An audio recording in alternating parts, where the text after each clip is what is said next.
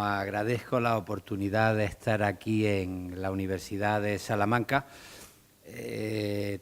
Tengo relaciones de antiguo con los compañeros y las compañeras del Departamento de Filología Española, pero ahora como director del Instituto Cervantes los lazos con la Universidad de Salamanca pues se estrechan inevitablemente, porque en todos los proyectos creo más fértiles del Instituto Cervantes, la Universidad de Salamanca es siempre una compañera de viaje decisiva,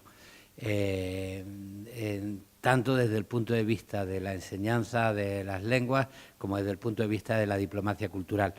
De manera que estoy muy agradecido al rector, entre otras cosas, por haber aceptado formar parte del patronato de honor al que responde el trabajo del Instituto Cervantes. Estoy muy emocionado además porque acabo de hacer una visita privilegiada, la conocía, pero no con tantos privilegios, a la biblioteca de la universidad. Bueno, y acabo de ver la copia más antigua que se conoce del libro del Buen Amor, o un manuscrito de Fray Luis de León.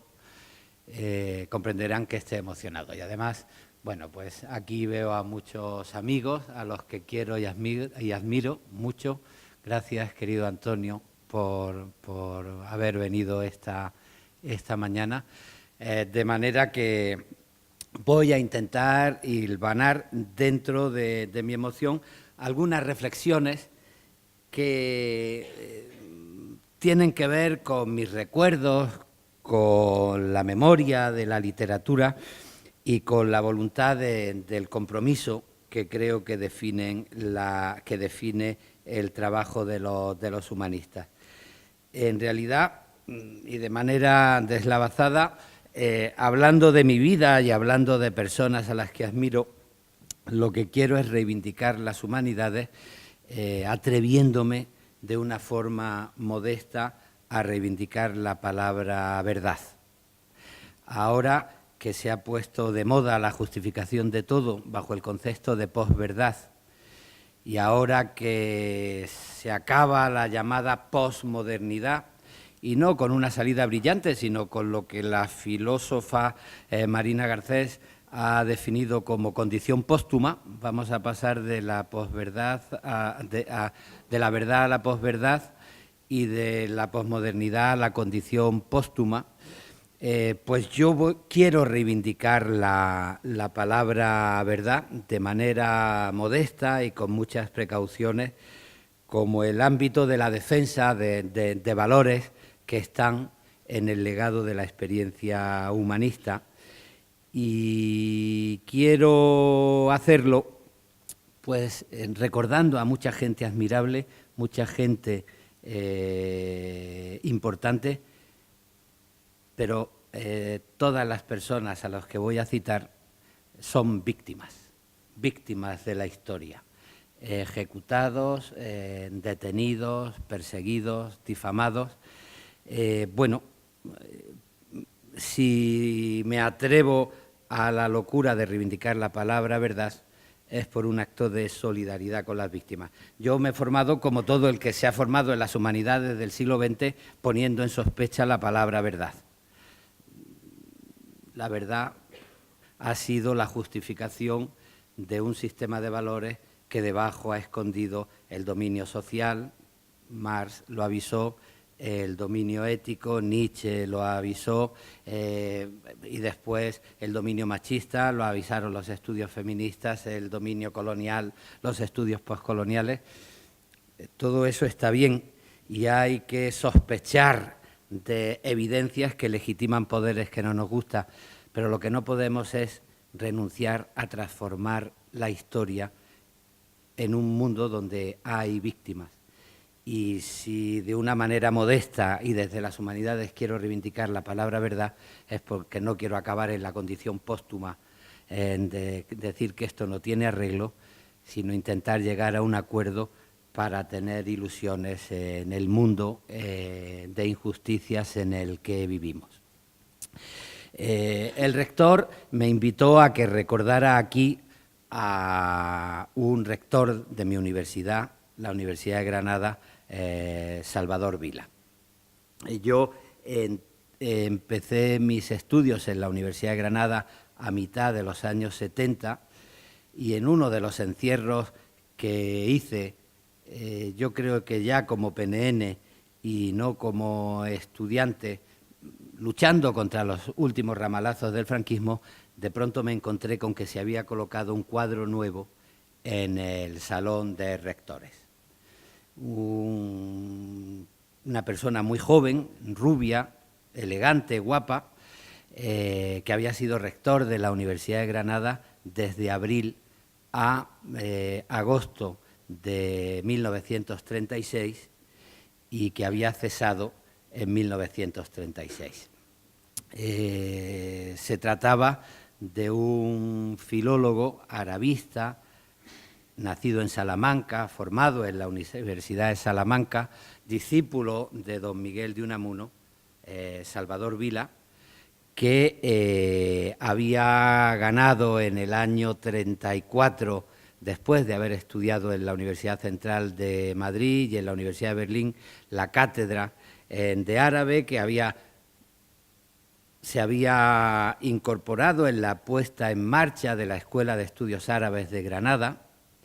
Una de las cosas que hizo la República fue pensar que la historia es muy variada, que había muchos matices y que en la historia de España la tradición árabe era tan importante como la de los Reyes Católicos, y por eso fundó una escuela de estudios árabes en Granada a la que se incorporó Salvador Vila en 1934.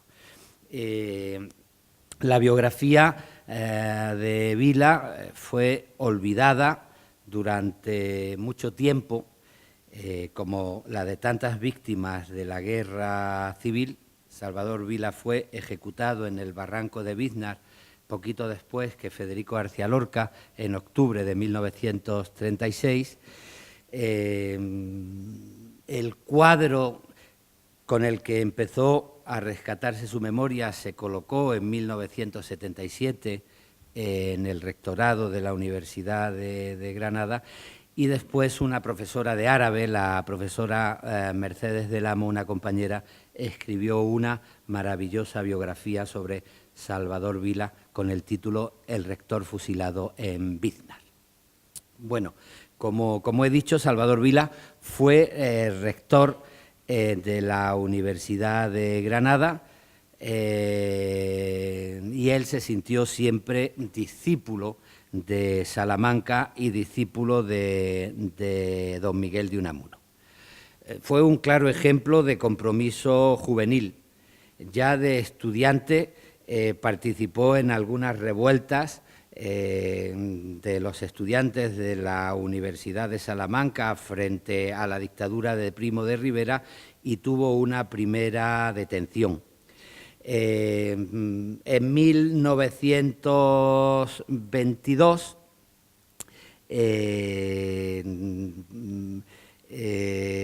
tuvo problemas con la policía, y en 1924, ya bajo la dictadura de Primo de Rivera,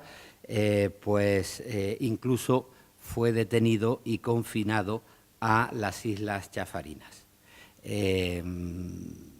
Primo de Rivera había confinado a Miguel de Unamuno a Fuerteventura. En 1924, la cátedra de griego que se conservaba para don Miguel de Unamuno se le dio a otro catedrático.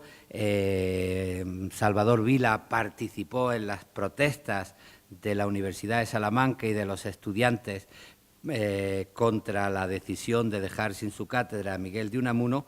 Fue detenido y fue confinado a las Islas Chafarinas antes de cumplir los 22 años. De manera que fue no solo un filólogo árabe, sino alguien muy comprometido y muy disidente desde su juventud. Se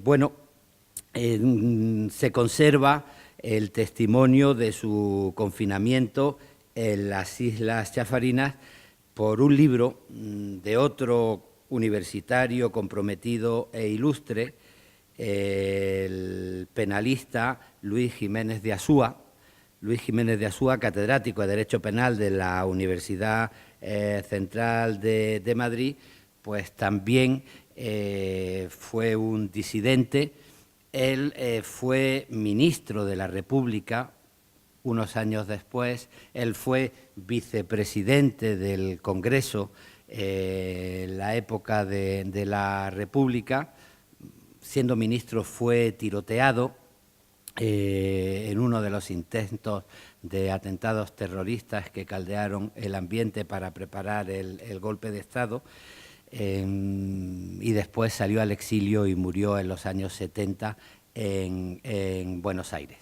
Yo no soy experto en derecho penal, me encontré con la figura de Luis Jiménez de Asúa porque como catedrático de Derecho de la universidad estuvo en el tribunal de uno de mis maestros, el escritor Francisco Ayala, y estuvo en el tribunal de oposición y después compartió 10 años de exilio con él en Buenos Aires. Jiménez de Asúa, siendo catedrático de Derecho Penal, fue a interesarse por unos alumnos detenidos en las revueltas contra Primo de Rivera y entró como catedrático para interesarse por unos alumnos, inmediatamente fue detenido y fue confinado, desterrado a las Islas Chafarinas. Y en el viaje, bueno, él escribió un libro que editó en 1930, en los últimos años de la monarquía de Alfonso XIII, que publicó la Compañía Iberoamericana de Publicaciones, una de las grandes editoriales que aportaron un espíritu de iberoamericanización a la literatura española de la época. Pues publicó un libro, Notas de un confinado, donde nos cuenta el viaje, cómo fue detenido, cómo fue llevado hasta Málaga en un tren. Allí se enteró que viajaba también un muchacho de Salamanca, pero no pudo conocerlo en el tren porque él había tenido dinero para pagarse un billete de primera, pero el muchacho, que no tenía un duro, iba en un billete de tercera, costeado por la policía, y al llegar a Málaga, antes de coger el barco para llevarlo a las Chafarinas, pues conoció a un muchacho de 21 años que se llamaba Salvador Vila y que nunca había visto el mar. Y vio el mar para subirse a un barco que lo llevaba castigado a unas islas. Bueno, son muy emocionantes los recuerdos de Luis Jiménez de Azúa. Leo, por ejemplo, Vila fue un discípulo del gran maestro Unamuno en Salamanca y guardaba por el maestro reverencia máxima. Al ver cómo se donaba injustamente la cátedra de griego, el discípulo fiel no pudo contener indignadas frases de rebeldía. Y esas frases pues llevaron a la detención y al castigo. En otro momento dice, 22 años mozos, joven y estudiante, la actitud de Vila fue en todo momento asimiladora, como corresponde a una conciencia que se gesta. Era un hombre, sí, pero un hombre en cierne. La aventura le encantaba, nunca había visto el mar. Y ahí el catedrático pues habla del joven que se está formando y que incluso apura la experiencia del castigo como una experiencia de aprendizaje. Se aprende muchas veces más de los problemas y de los dolores que de las alegrías. Bueno, cuando llegó el perdón, él regresó, se doctoró en la Universidad de Madrid, después fue a la Universidad de Berlín, donde se casó con una joven judía, Gerda Leindorfer, con la que tuvo un hijo, y en el 34 pues fue a Granada y se incorporó en la Escuela de Estudios Árabes, creada en 1932. Ahí después se involucró en la política granadina frente a rectores que estaban utilizando la universidad para agitar a la ciudad contra la República. Él se puso claramente de parte de la defensa de la República. Después de las elecciones del Frente Popular del 36, fue nombrado rector y como rector fue sorprendido por el golpe de Estado y fue ejecutado como representante de la cultura republicana. Pero quiero hacer un paréntesis aquí para leer un poema de Federico García Lorca, la persona que en el mismo lugar, en el barranco de Vignar, fue ejecutada un mes antes, en agosto de 1936. Yo he hablado de la condición póstuma que analiza la filósofa Marina Garcés, hablando de un mundo en el que no hemos acostumbrado a que nada tiene remedio, a que todo es posverdad, a que hay que dudar de la política, hay que dudar de la bondad. Antonio Machado decía soy en el buen sentido de la palabra bueno. Tenía que aclarar que ser bueno no era ser tonto. Ahora se ha inventado hasta la palabra buenismo para cualquier tipo de ilusión, identificarla como la ilusión de un cretino. Para acertar hay que pensar mal. Esa es la condición póstuma. El planeta no tiene arreglo, la contaminación no tiene arreglo, los protocolos internacionales no tienen arreglo y la política es un asunto de sectarios que lo ensucian todo. Es la condición póstuma en la que vivimos. Bueno, todas las cosas nuevas tienen su poquito de viejo. Y yo, cuando se habla del descrédito de todo, pues recuerdo un poema de Federico García Lorca, de su libro Poeta en Nueva York, que empezó a escribir en 1929, cuando llegó a Nueva York, a la metrópoli, en medio de una crisis personal e ideológica muy importante, y se encontró con un mundo en absoluto deterioro. El poema que voy a leer se titula La Aurora. Y la aurora, ustedes saben que la palabra aurora y la palabra amanecer es una de esas palabras que en cuanto uno se descuida acaban en un himno. Los poetas tenemos mucho cuidado con la palabra amanecer porque enseguida acaba uno en un himno de alguien, de un mundo que empieza y tal. Y yo reivindico la verdad, pero con precaución, porque la experiencia nos ha enseñado ya a dudar de muchos salvadores de la patria y de muchos iluminados. Entonces no me gustan los himnos. Bueno, la aurora es la palabra que le dio nombre a muchos periódicos anarquistas, revolucionarios, etcétera, etcétera. Este poema lo escribió Federico García Lorca para decir que la aurora estaba envenenada y que no había promesa de futuro de ningún tipo. En principio lo iba a llamar, está en el manuscrito que se conserva en la Fundación Federico García Lorca, 1 de mayo, porque identificaba la crisis de la sociedad con la crisis del mundo del trabajo y con el desempleo, con el paro de la famosa crisis neoyorquina estadounidense de 1929, que era siempre la crisis de referencia hasta que nos cayó a nosotros la última, la crisis de Wall Street. Pues en esa atmósfera de crisis escribe este poema para hablar de la condición póstuma. De manera que siempre en las cosas que parecen nuevas hay su poquito de viejo, y eso lo sabemos los humanistas que nos dedicamos a pensar en la historia y a reivindicar la memoria. El poema de Lorca dice así: la aurora de Nueva York tiene 4 columnas de cieno y un huracán de negras palomas que chapotean las aguas podridas. La aurora de Nueva York gime por las inmensas escaleras, buscando entre las aristas nardos de angustia dibujada. La aurora llega y nadie la recibe en su boca, porque aquí no hay mañana ni esperanza posible. A veces las monedas en enjambres furiosos taladran y devoran abandonados niños. Los primeros que salen comprenden con sus huesos que no habrá paraíso ni amores deshojados. Saben que van al cieno de números y leyes, a los juegos sin arte, a sudores sin fruto. La luz es sepultada por cadenas y ruidos en impúdico reto de ciencia sin raíces. Por los barrios hay gentes que vacilan insomnes como recién salidas de un naufragio de sangre. Este poema se sitúa dentro de la experiencia más vanguardista, más cercana al surrealismo de Federico García Lorca. Verán que es una especie de ametralladora de metáforas, de imágenes, pero tiene su rigor y su formalización en la escritura y su estrategia ¿Cuál es la estrategia de Federico García Lorca?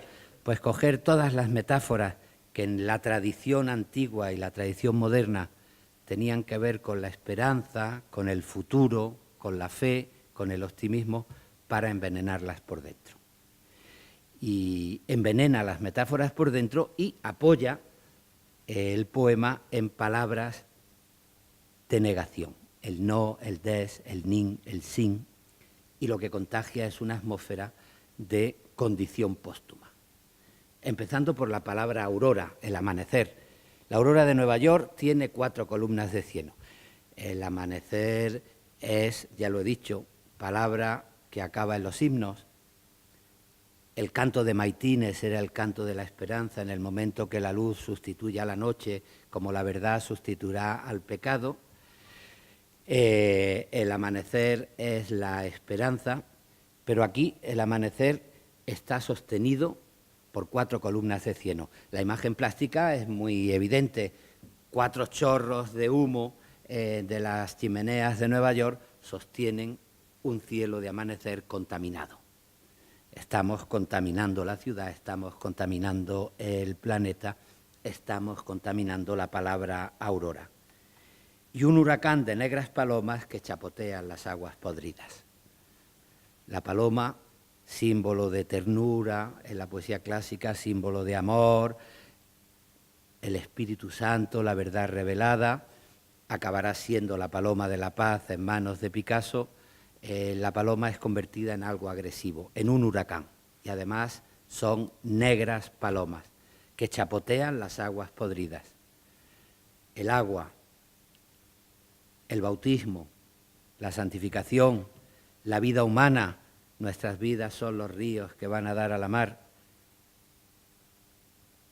El agua es convertida en algo paralizado, sucio, podrido, que no limpia nada.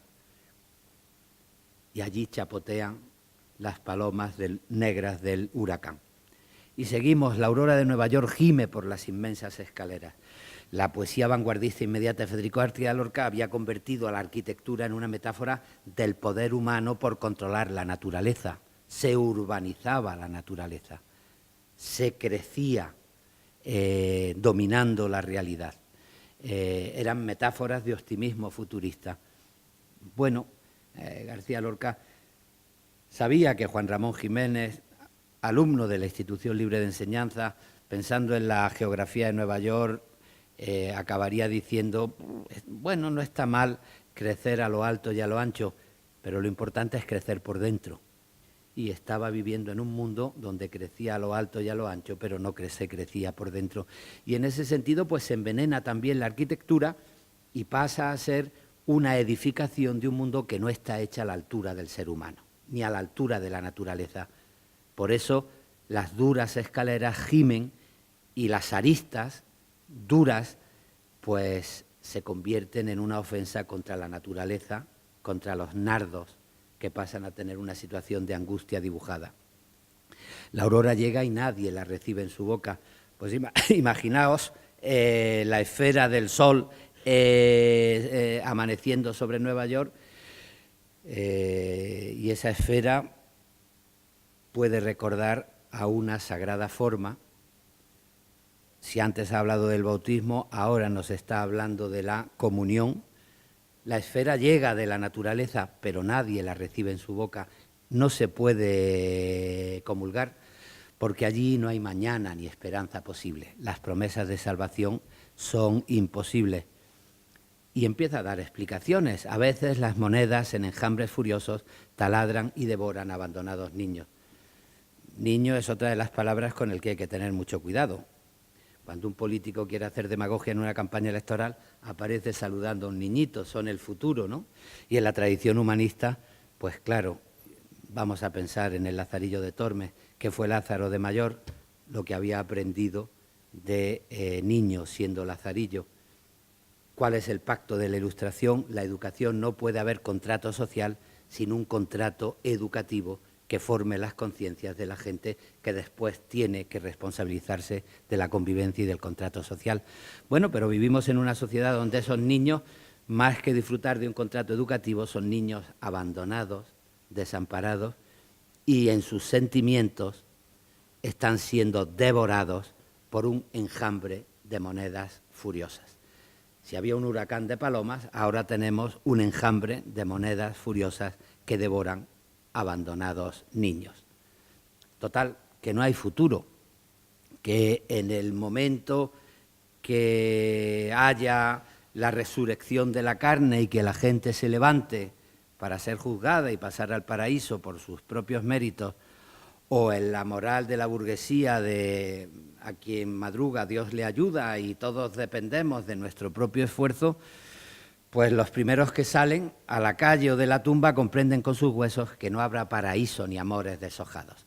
Eso de deshojar la margarita, sí, no, ya no tiene sentido, porque en la condición póstuma sabemos que va a salir no, o sin, o des, o ni, o nin, o cualquier negación. No hay necesidad de deshojar la margarita, no hay esperanza. Saben que van al cieno de números y leyes. Sigue dando explicaciones. La cuestión es que la sociedad se ha convertido en cieno, en basura, eso que nos contamina con las columnas de cieno, pero es un cieno de números y leyes.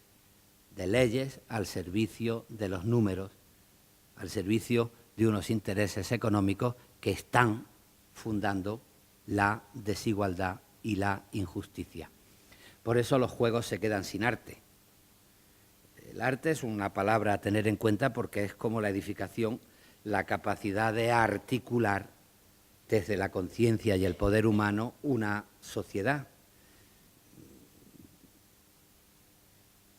La política se inventó como una manera de entender el Estado como obra de arte, la consigna de Maquiavelo.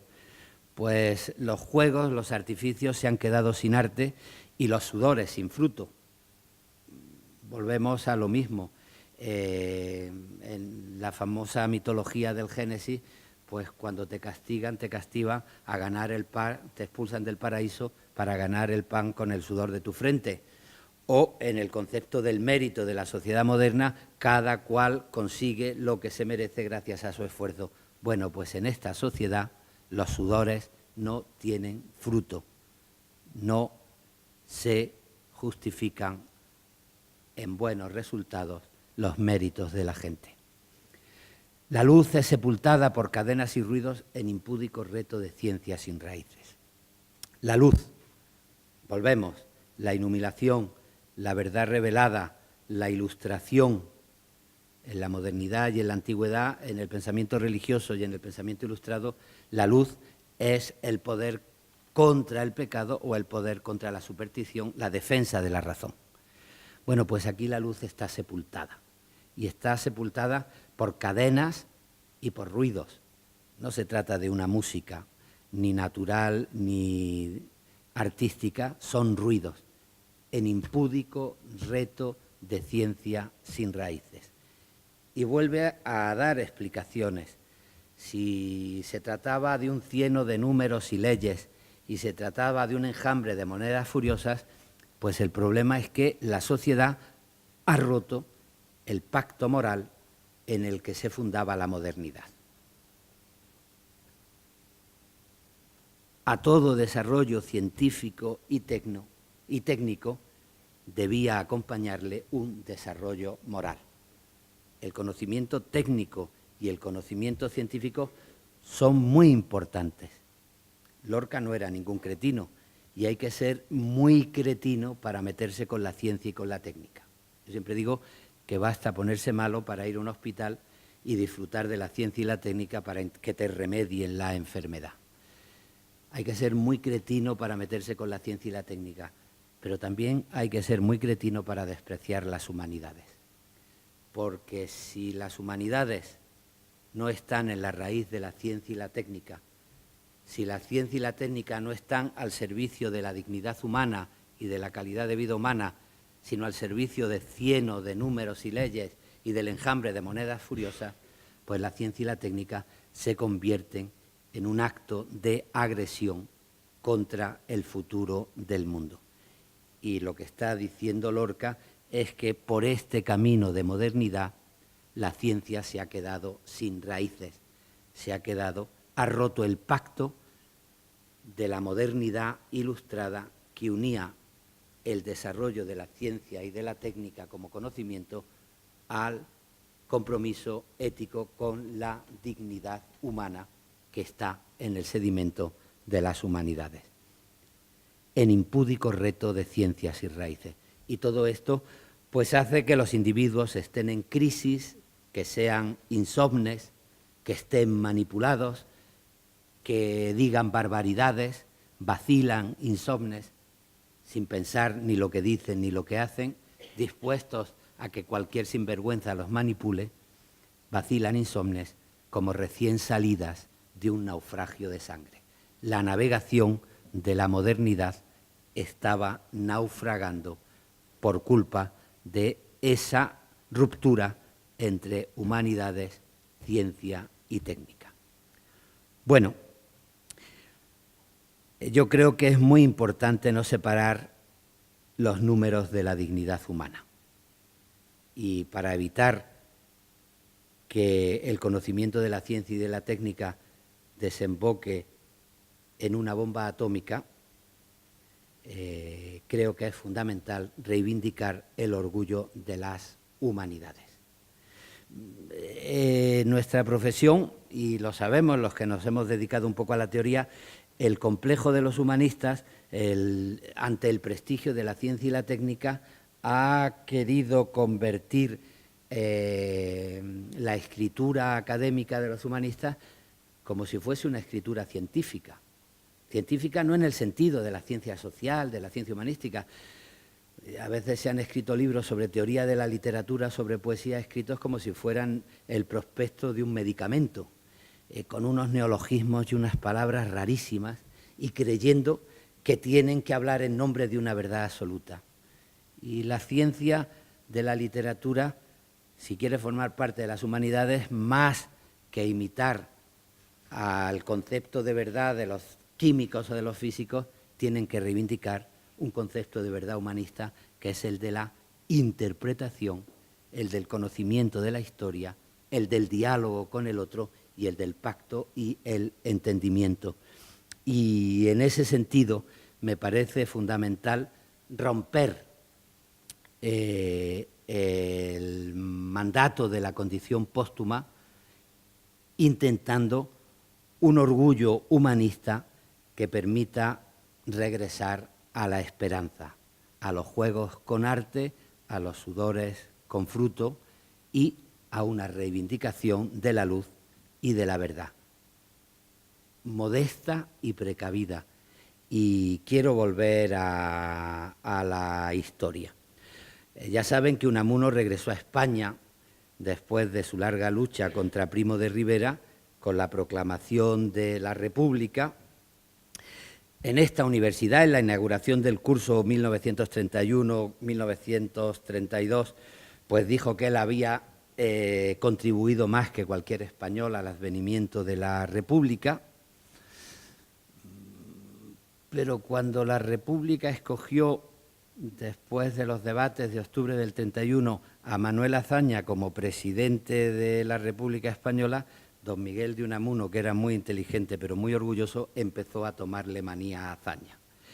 Y empezó a hacer una crítica a la República Española que a veces estaba cargada de razón, pero que otras veces se escribía sin precaución porque no sabía exactamente de qué estaba opinando en el mundo en el que estaba opinando. Otro ilustre salmantino, Luciano Egido, escribió un libro maravilloso, Agonizar en Salamanca, explicando los últimos meses de Unamuno. Es un libro que aconsejo, lo publicó Tusquets en el 2006. Al leerlo uno se ve ante un Unamuno que tiene unas ideas muy establecidas y que cuando esas ideas no corresponden con el mundo en el que está viviendo, pretende que el mundo se someta a esas ideas más que él analizar en qué mundo está viviendo. Por ejemplo, utilizando un viejo concepto suyo que viene de principios del siglo XX, Cuando empieza a hablar de la necesidad de una guerra civil, bueno, en 1936, cuando se está preparando un golpe de Estado, reivindicar la necesidad de una guerra civil no era lo mismo que reivindicar el concepto de guerra civil cuando se estaba hablando de las guerras carlistas de su infancia, de paz en la guerra en Bilbao. O cuando de pronto dice que hay que salvar la civilización cristiana y occidental frente al comunismo ruso, después él se sorprende de que Franco en sus discursos y Mola en sus discursos lo copien y repitan sus palabras, y él dice, pues me van a hacer caso porque he tenido influencia en ellos.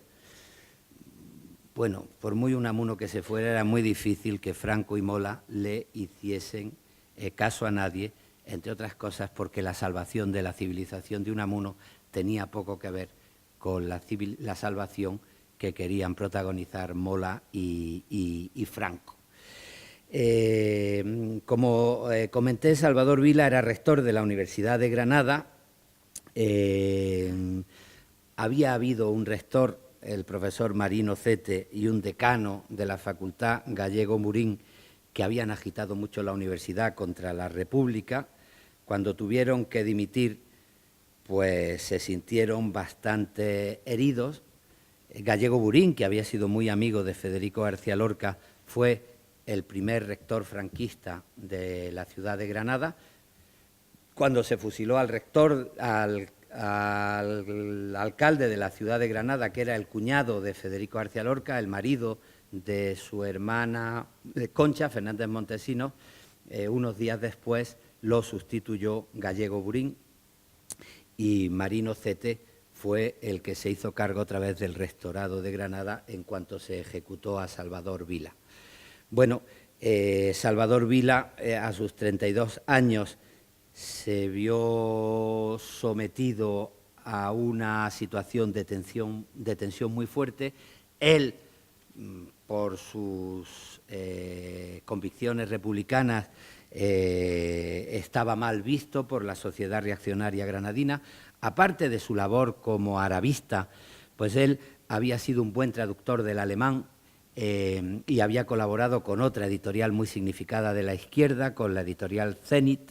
Había traducido el teatro político de Piscator, había traducido a Heinrich Mann, bueno, y hizo una famosísima traducción del Renacimiento del Islam en 1936, que sigue muy vigente en el mundo de la filología árabe y que levantó alguna herida en su época. Estaba de vacaciones con su familia en Salamanca. Aquí lo detienen, se lo llevan a Granada con su mujer y lo ejecutan en octubre del 36. Luciano en su libro cuenta la reacción de Unamuno. Dice, cuando se lo llevaron preso en aquella Salamanca de su juventud y de sus estudios universitarios, le aseguraron a su maestro, aquel hombre viejo, que sentía ahora el dolor de su pérdida, que no le ocurriría nada porque iba en las buenas manos de la Guardia Civil. La verdad es que la Guardia Civil de Granada en 1936 no eran unas buenas manos, por mucho que a don Miguel de Unamuno le gustara pensarlo y por mucho que don Miguel de Unamuno hubiera aceptado ser concejal del Ayuntamiento de Salamanca, poco después de que se fusilara al alcalde de la ciudad de Salamanca, otro compañero de la Universidad de Salamanca, pues no eran buenas manos. Lo que a mí me sorprende mucho es una anotación de Unamuno de noviembre de 1936. Saben ustedes que después del famoso acto del 12 de octubre, de la inauguración del curso del 12 de octubre del 36, con su famoso enfrentamiento con Millán Astray y con José María Pemán, cuando Millán Astray dijo muera la inteligencia y José María Pemán dijo no, muera los malos intelectuales, él tuvo ese arrebato, él no pensaba hablar.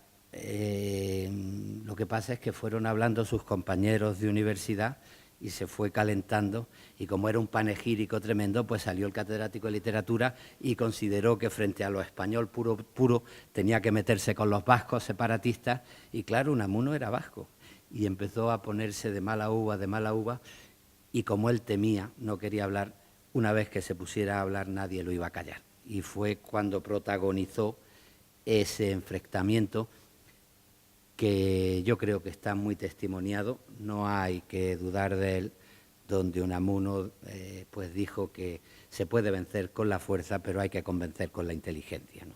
Y bueno, salvó la vida, pero ya volvió a ser destituido como rector y tuvo siempre un policía en la puerta que incluso tenía orden de disparar si Unamuno le daba por intentar huir de la Salamanca tomada por los militares golpistas. Pero saben que a partir del sobre donde fue anotando su indignación para intervenir, después quiso escribir un ensayo que se quedó en proyecto, con el título El resentimiento trágico de la vida, notas sobre la revolución y la guerra civil. Si él había escrito el sentimiento trágico de la vida, ahora iba a escribir sobre el resentimiento trágico de la vida. Cuando él se entera de la muerte de Salvador Vila, el 26 de noviembre de 1936, llegó un mes tarde la noticia, escribe lo siguiente: en Granada han fusilado a los falangistas al pobre Salvador Vila. Esos degenerados andaluces con pasiones de invertidos sifilíticos y de eunucos masturbadores. Coño, don Miguel, ¿y qué culpa tenemos los andaluces de que unos militares golpistas apoyados por usted en un primer momento hayan fusilado a Salvador Vila? La verdad es que la anotación tiene gracia. Federico García Lorca, andaluz, homosexual, pero fusilado, no fusilador, sino fusilado por los franquistas. Federico García Lorca fue un gran admirador de Miguel de Unamuno. Buena parte de la teoría literaria sobre Andalucía en la que se basa Federico García Lorca sale de la lectura de los ensayos de Miguel de Unamuno en esa edición de la Residencia de Estudiantes que él tiene anotada, comentada y subrayada.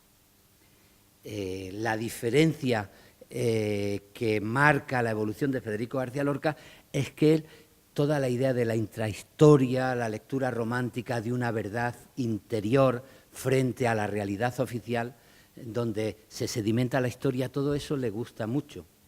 Pero el problema es que si Lorca comparte con Unamuno la conciencia trágica de la muerte, si no puede soportar la muerte si no cree en las verdades oficiales y tiene que buscar la intrahistoria y se siente heredero de Unamuno, el problema de Lorca es que al mismo tiempo era una persona sensual, era una persona erótica, y la sensualidad y el erotismo ponían de muy mala uva a don Miguel de Unamuno.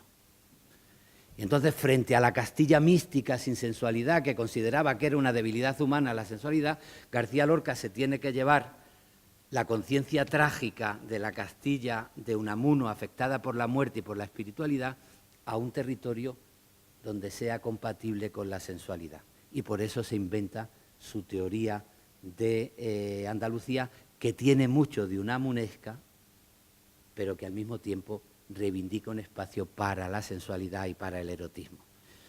Bueno, a mí me afectó esta anotación de Miguel de Unamuno.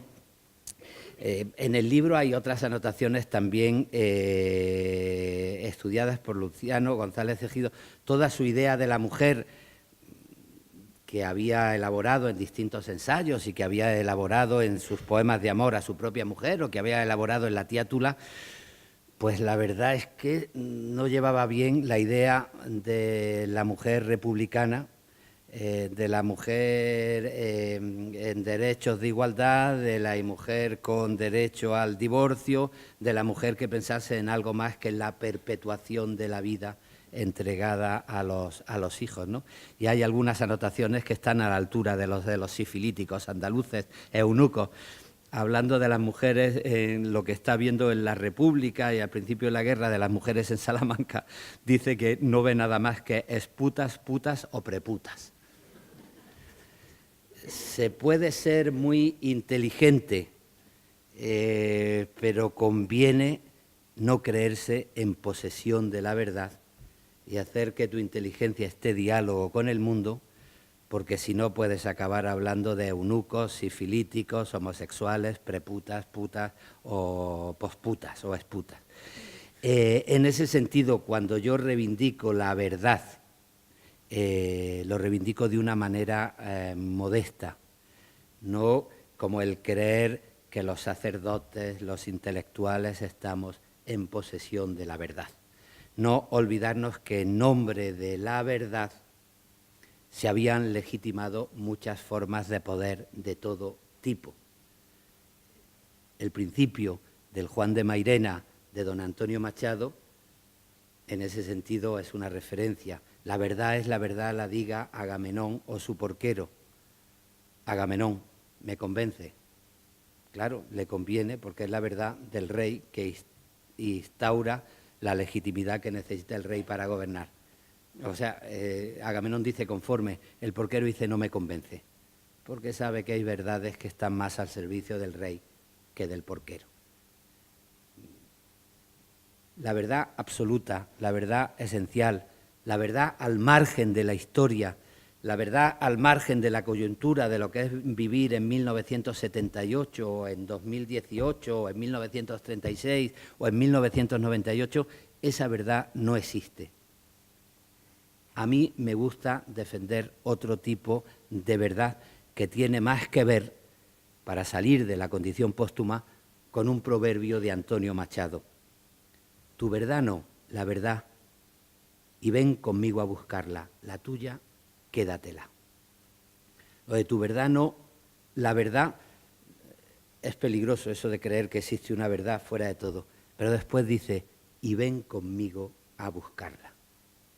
La verdad se encuentra en el diálogo, en el entendimiento, en aceptar realidades que nos permiten la convivencia. Los poetas sabemos que no hay una comunicación perfecta. Hay muchos códigos que sitúan en un contexto el texto. No existe una comunicación perfecta. Por eso tenemos que apostar por el silencio. Bueno, hay quien apuesta por el silencio, pero entre la comunicación perfecta y el silencio hay un territorio intermedio en la teoría de la comunicación que es el vamos a entendernos. Ya sé que tenemos matices, visiones distintas, pero entre lo perfecto y el silencio está la voluntad de entendimiento. Y yo reivindico desde la experiencia de las humanidades el orgullo de la lucha por una verdad modesta que evite los dogmas del que se cree en posesión de la verdad, pero que favorezca el diálogo de los que quieren construir un horizonte de futuro donde las palomas no sean negras, donde no dominen los enjambres de monedas furiosas, donde no haya que respirar la contaminación de un número de cienos, de leyes, de mentiras, y donde sea posible que la navegación humana no naufragie en un charco de sangre. Esa creo que es la tarea en este momento del orgullo humanista, devolverle a las ciencias sus raíces y romper con la deriva de un mundo que está sometiendo a la luz en un impúdico reto de ciencia sin raíces. Esto es lo que quería contar, hablándoles de mi vida, de muchacho granadino que se dedicó a la poesía por una víctima, Federico García Lorca, que fue profesor de la Universidad de Granada, regentada por muchas víctimas, una de ellas Salvador Vila, y que no quiere renunciar a la palabra verdad porque toda la teoría deconstructiva, posmoderna, Foucaultiana, pues se ha basado en la sospecha de la palabra verdad, pero yo desde que tengo uso de razón estoy detrás de una pancarta reivindicando la memoria histórica y perdiendo el pudor a la hora de exigir, teniendo en la memoria gente como García Lorca o como Salvador Vila, verdad, justicia y reparación. Nada más. Muchas gracias.